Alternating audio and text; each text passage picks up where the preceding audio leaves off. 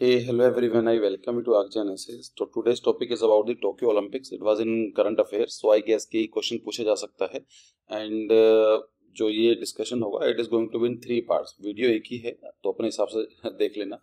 The first part of this video will be having the factual information regarding जो आपके exam में पूछा जा सकता है.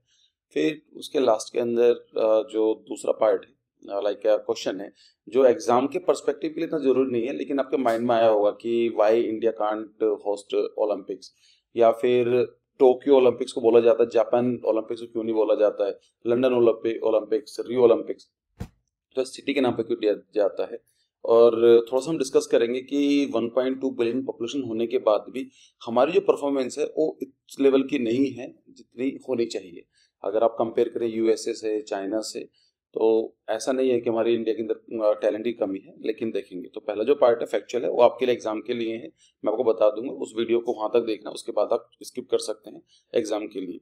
बाकी आपके जो एडमिट कार्ड है वो रिलीज हो चुके हैं और जाकर वेबसाइट पर आपको मिल जाएंगे जेईई पेपर नंबर 2 के, ठीक है, 2 और 3 के, ठीक है. तो first of all and again happy Rakshabandhan to you, और आप सभी लोगों को रक्षाबंधन की हार्दिक शुभकामनाएं. ठीक है, आप मुझे यहाँ फॉलो कर सकते हैं. हमारे जो कोर्सेज हैं ये लॉन्च हो चुके हैं 2022 के लिए.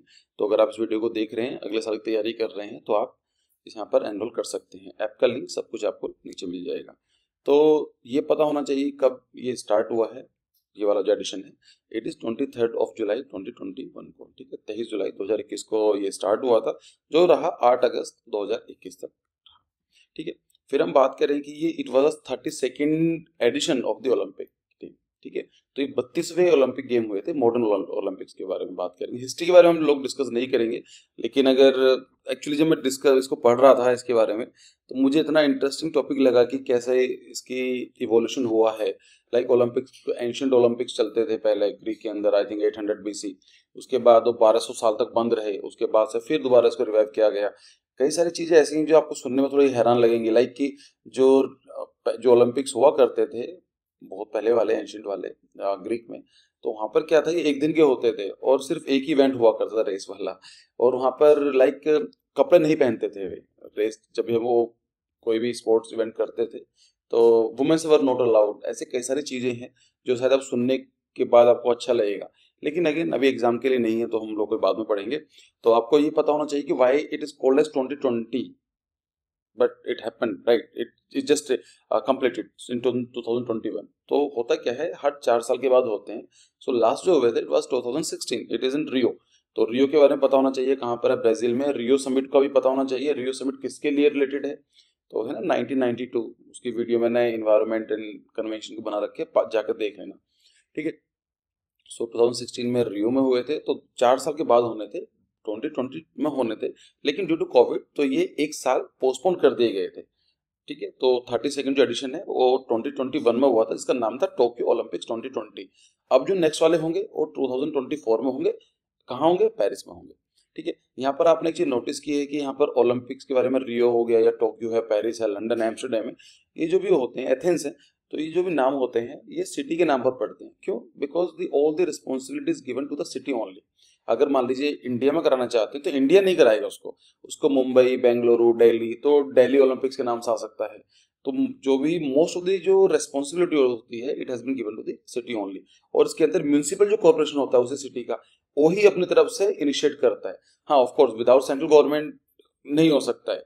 कई सारी चीजें साइन करनी पड़ती है. लाइक कि अगर अगर आप होस्ट करा रहे हैं तो आपकी जो गवर्नमेंट है, सेंट्रल गवर्नमेंट है, जो मिनिस्ट्री ऑफ एक्सटर्नल अफेयर है, या जो एक्सटीरियर मिनिस्ट्री बोला जाता है, विदेश मंत्रालय बोलते हैं, उनको ये भी इंश्योरेंस देनी होती है कि आप डिस्क्रिमिनेट नहीं करोगे किसी भी प्लेयर को वीजा देने में या किसी भी चीज के लिए, लाइक उनकी हेल्थ का, सिक्योरिटी का, सब होता है. लेकिन मोस्ट ऑफ द काम जो इनिशिएट किए जाते हैं वो म्यूनिसिपल कॉर्पोरेशन से किए जाते हैं फॉर अ सिटी. इसीलिए एक सिटी ही उनको ऑर्गेनाइज कराती है, ठीक है. अगर आपसे पूछा जाता है कि मैस्कट क्या था इसका, तो इसका था मैरितोवा इज अ ओलंपिक मैस्कट. और सोमाइटी जो थी वो पैरालंपिक्स जो गेम होते हैं उनके उनकी जो मैस्कट थी, ठीक है. मैरितोवा आप पढ़ सकते हैं. इज अ नेम, मैरितोवा is a based on the Japanese name. Mirai means future, मतलब भविष्य, एंड तोवा मींस इटर्निटी. तो जो इसका मतलब था, representing the wish that the Tokyo 2020 Olympics game will lead to a future of everlasting hope in the heart of the everyone around the world, ठीक है। तो सोमाइटी के बारे में गूगल पर चेक कर लेना, मैंने जानबूझ कर नहीं डाला सो दैट आप भी कुछ करो। तो सोमाइटी से चेक करना, और सो माइटी से बना है, माइटी मतलब होता है ना बहुत ही ज्यादा माइटीफुल, तो उसके बारे में पढ़ना अच्छा लगेगा आपको। पैरालंपिक्स के लिए बनाया गया था। देखो पैरालंपिक्स क्या होते हैं, जैसे ओलंपिक्स होते हैं ना, ऐसे बहुत सारी चीजें आती हैं, यूथ ओलंपिक्स भी आते हैं और पैरालंपिक्स भी आते हैं। हुआ क्या था कि 1944 में जब वर्ल्ड वॉर 2 खत्म हुआ, तो 1944 और 1940 की जो वो थे जो वर्ल्ड वॉर के during the world war Olympics नहीं हो पाए थे। तो ये 8 साल तो वाला गैप हो गया और 4 साल पहले वाला, तो 12 साल के बाद ओलंपिक्स हुए थे। And the condition was totally different. आपको समझना पड़ेगा कि वर्ल्ड वॉर 2 हुआ था तो पूरी की पूरी इकोनॉमी डिवास्टेड हो चुकी थी। जो यूथ थे, जो भी सोल्जर्स होते थे, वो या तो वो बिल्कुल ही हैंडीकैप्ड हो चुके थे, या फिर पार्शियली हम बोल सकते हैं। तो उनको मोटिवेट करने के लिए पैरालंपिक्स चलाए गए थे कि वो भी, उनके लिए भी स्पोर्ट्स होने चाहिए, ये भी ठीक है। तो यहाँ पर हुआ। और समर ओलंपिक्स, विंटर ओलंपिक्स का कॉन्सेप्ट भी यही है।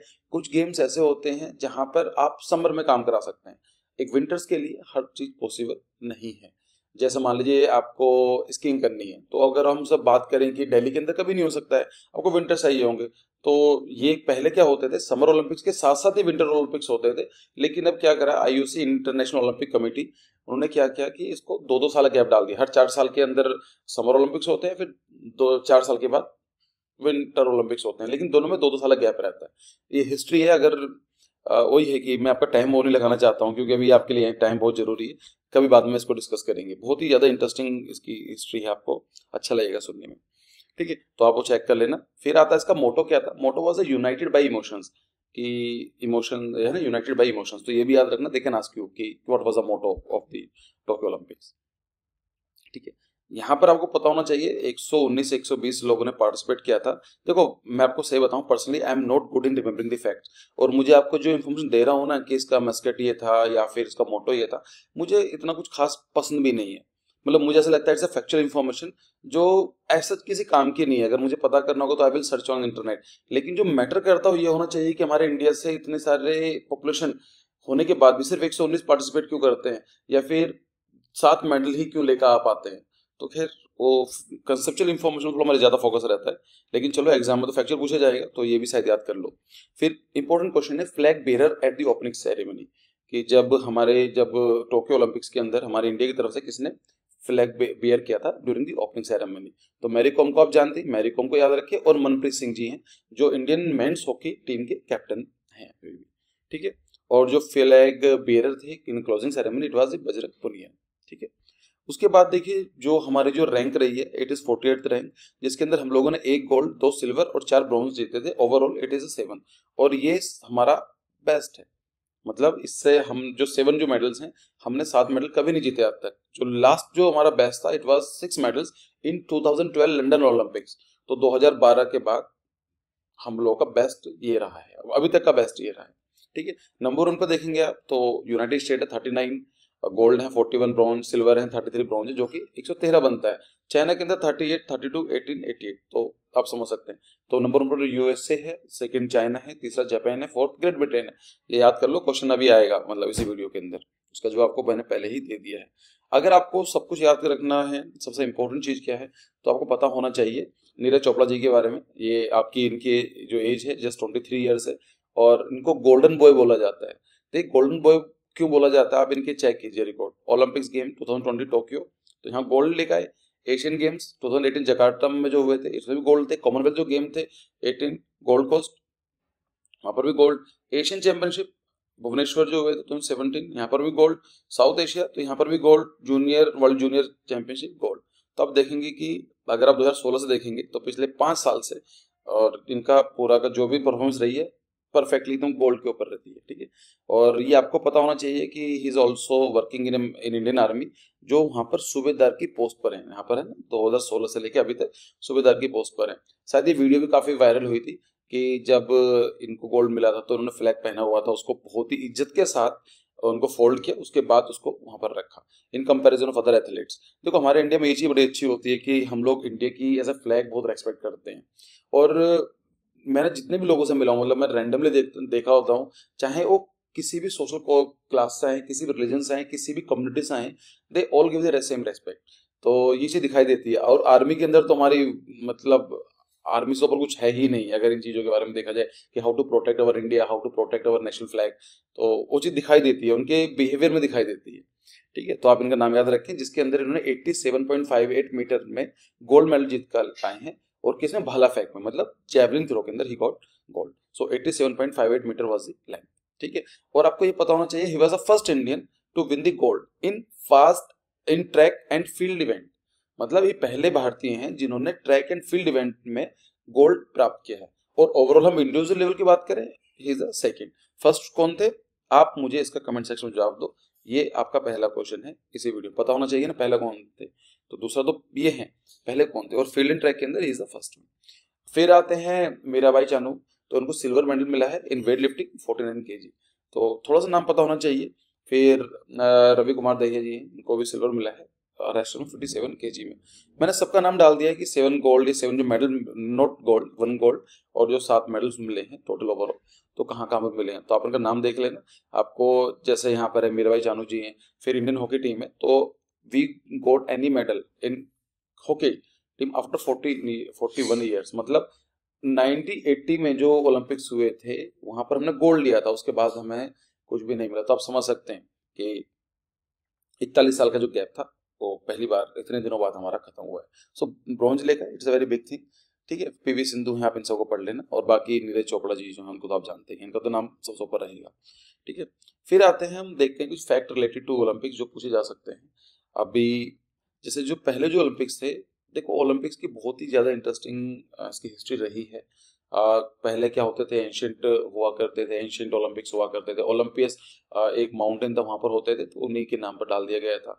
तो आप ऐसा समझो कि जैसे ग्रीस जो आज आप देखते हैं, ग्रीस ऐसा वैसा नहीं था, वहां पर क्या था, छोटे प्रिंसली स्टेट टाइप की चीज हुआ करती थी, मतलब रिपब्लिक्स हुआ करते थे। तो वहां पर क्या था कि उन्हें खुद के अपने लोकल्स गेम्स होते थे। जैसे मान लीजिए अपने इंडिया के अंदर मान लीजिए जम्मू एंड कश्मीर एक स्टेट हो गया, फिर पंजाब अलग हो गया, फिर हिमाचल अलग हो गया, तो उन्हें खुद के गेम्स हुआ करते थे, they used to play with local games.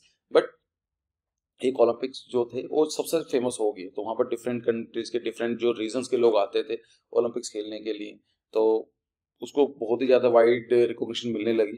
तो उसके बाद ये बंद रहे, क्योंकि इसमें क्रिश्चियनिटी का इवॉल्व हुआ, तो क्रिश्चियनिटी ने इनको पसंद नहीं किया। शायद आपको पता होगा इन चीज़ों के बारे में, ये टेम्पल ऑफ जूइस का ये भी एक इवेंट आया था।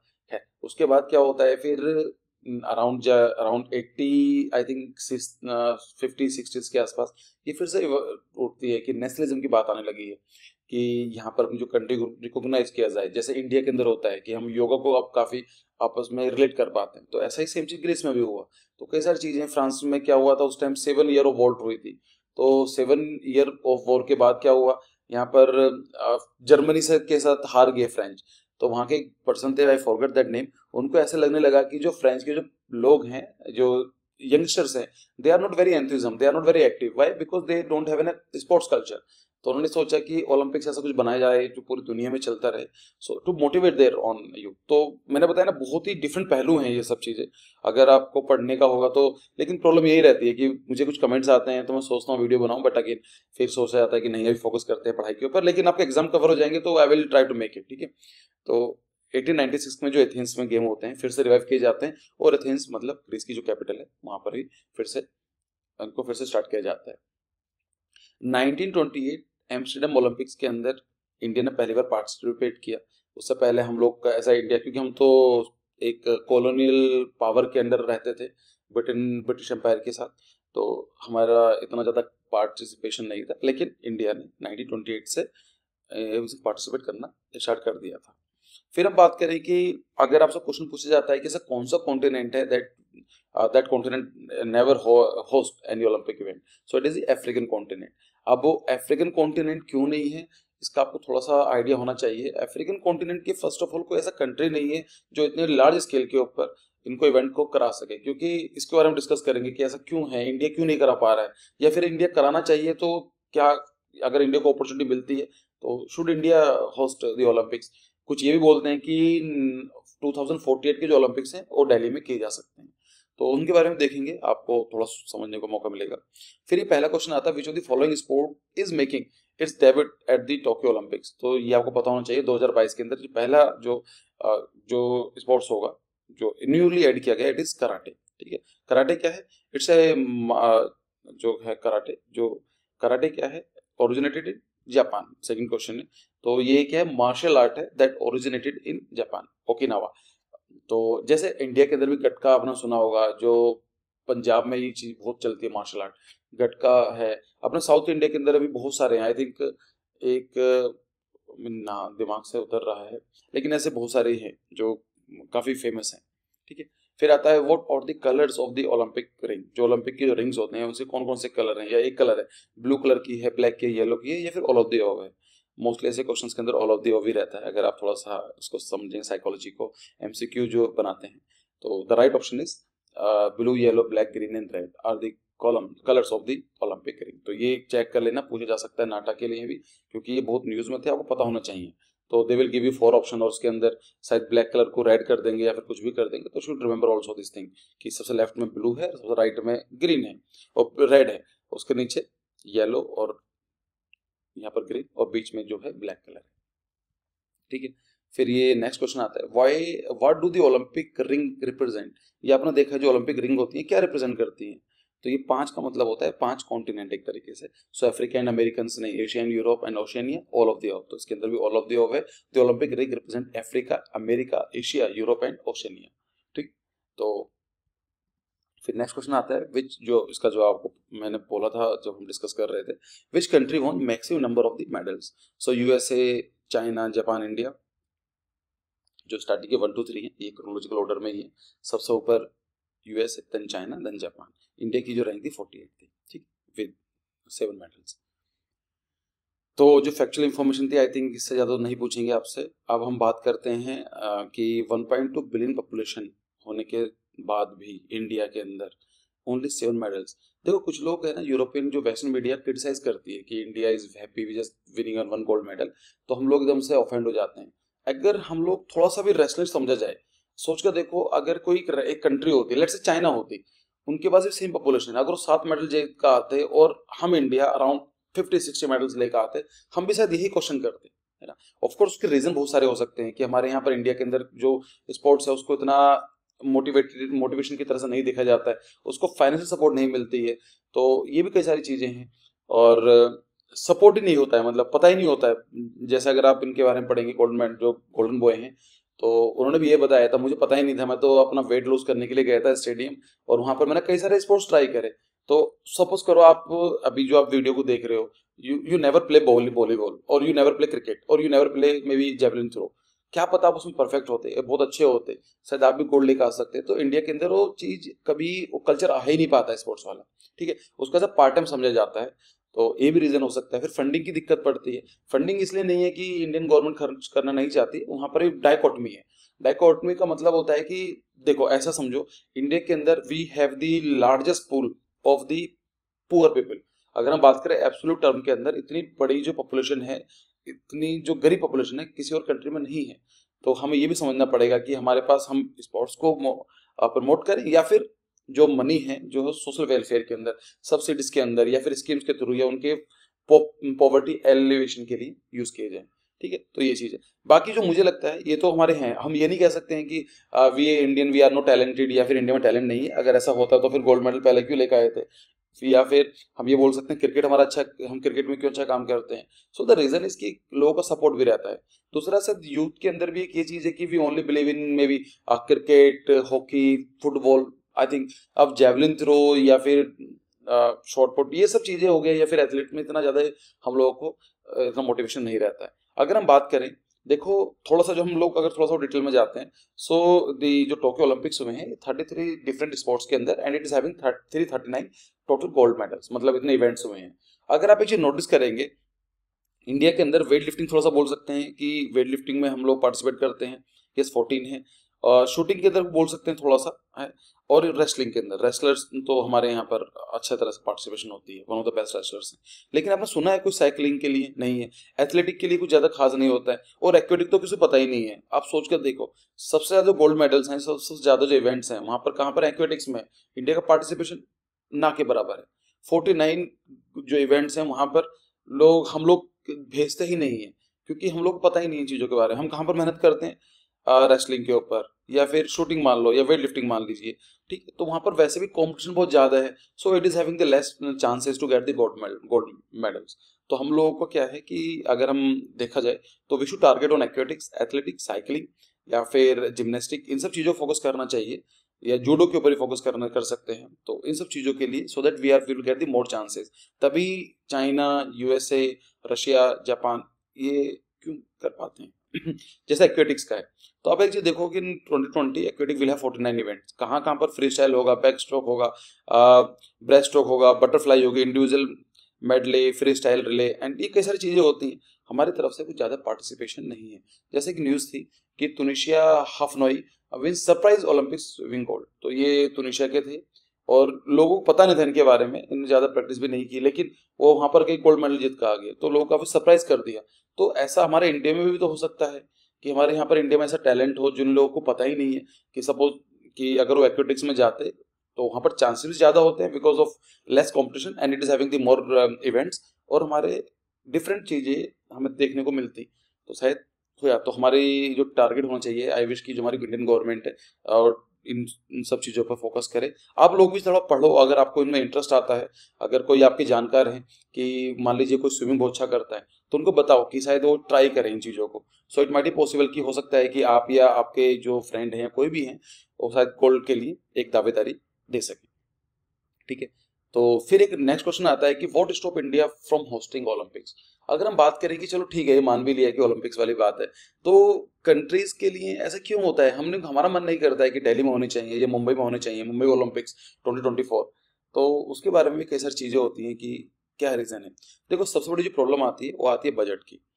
एक ओलंपिक्स को होस्ट करने का बजट इतना ज्यादा होता है, ये कोई छोटी मोटी कंट्री या छोटा मोटा सिटी नहीं करा सकता है। This is the reason that African continent we never have any Olympic. क्यों? कोई ऐसा बड़ी कंट्री नहीं है। और अगर बजट की बात करें तो बजट भी काफी चाहिए होता है। मतलब अगर हम बात करें, आप इसको ऐसा समझ सकते हैं, आई सपोज कि जो गोवा की जो इकोनॉमी है, जो पूरे साल की जो इकोनॉमी है गोवा की, उसका 2 साल का बजट खर्च हो जाएगा। तो आप समझ सकते हैं कि गोवा जैसा एक छोटा मोटा स्टेट तो है नहीं, अच्छा फास्ट स्टेट है, फॉरवर्ड स्टेट है, उसकी 2 साल की इनकम जो करता है उतना पैसे ओलंपिक्स को होस्ट करने में आ जाएगा। क्यों? मीडिया हाउसेज होते हैं, तो उनकी वीडियो रिकॉर्डिंग, फिर जो टेलीकास्ट करवाना होता है, फिर जब जो ओलंपिक्स जो एथलीट्स होते हैं, ओलंपिक जो पार्टिसिपेशन होती है, तो वो कहाँ रहेंगे, तो उनके लिए you have to provide village Olympic village बनाना पड़ेगा। फिर उनके लिए ट्रांसपोर्टेशन का खर्चा बढ़ जाएगा, फिर उनके लिए ट्रांसपोर्टेशन के साथ साथ उनकी हेल्थ का खर्चा हो जाएगा, उनका डेली का जो कन्वीनियंस है उसका खर्चा बढ़ जाएगा, ठीक है। फिर एक नॉर्मली ये देखा जाता है कि अराउंड 33 to 35 वेन्यूज बनाने पड़ते हैं डिफरेंट।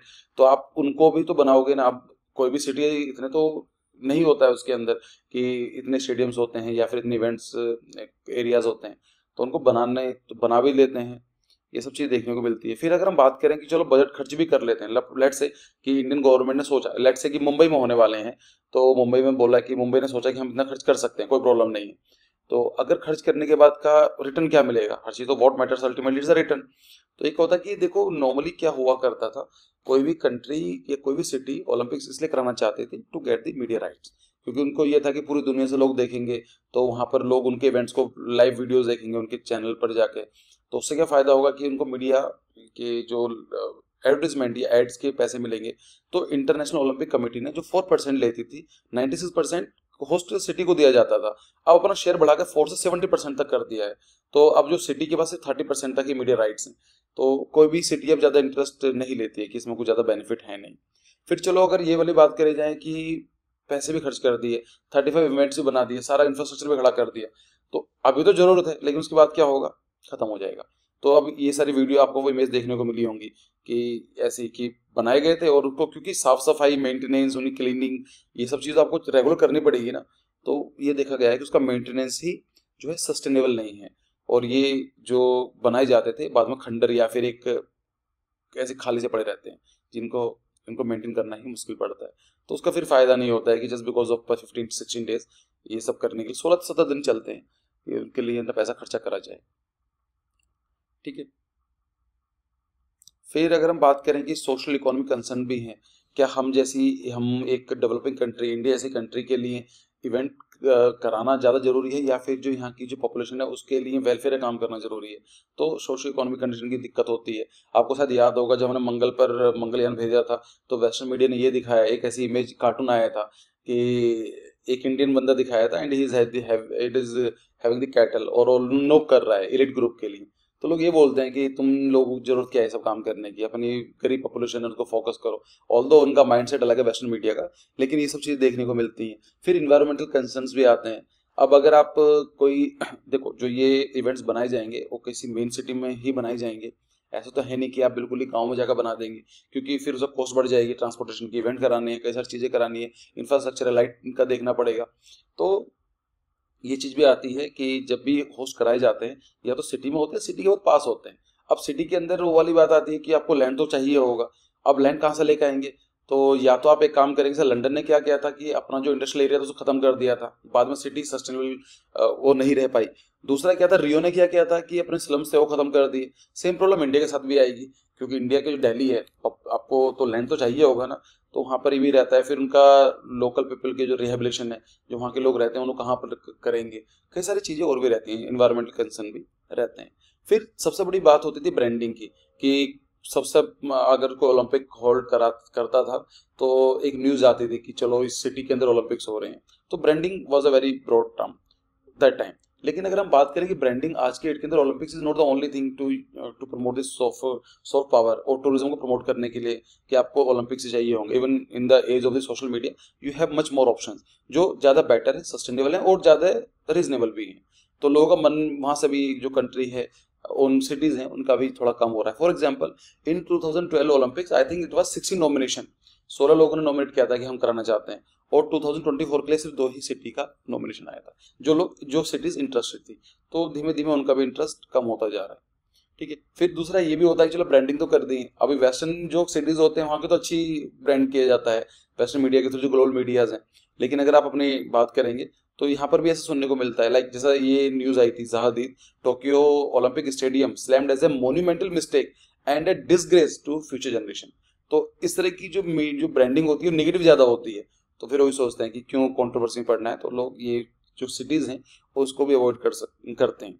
फिर दूसरा ये भी आता है, सर रियो के बारे में बात करें तो ये भी इस आर्टिकल आया था तो 16 का, ये देखो कि Rio Olympics cause real problems in Brazil. आप सर्च करोगे ना, go to the news section, तो आपको ऐसे बहुत सारे आर्टिकल्स मिल जाएंगे जो क्रिटिसाइज ज्यादा करते हैं कि, तो फिर यही होता है। तो कोई भी सिटी जो है या फिर कोई भी कंट्री नहीं चाहता है कि उसको फोकस करना। ठीक है। तो बाकी मुझे हिस्ट्री के ऊपर बनानी थी, लेकिन वीडियो बहुत लंबी हो जाती, और फिर अभी एग्जाम आपके पास ज़्यादा दूर नहीं, तो I wish very best of luck. अभी एग्जाम को फोकस करो, फिर हम लोग बाद में देखेंगे। सो अगर आपको वीडियो अच्छी लगी हो तो शेयर करना, and thank you for this for your time, and see you in the next video. Bye bye.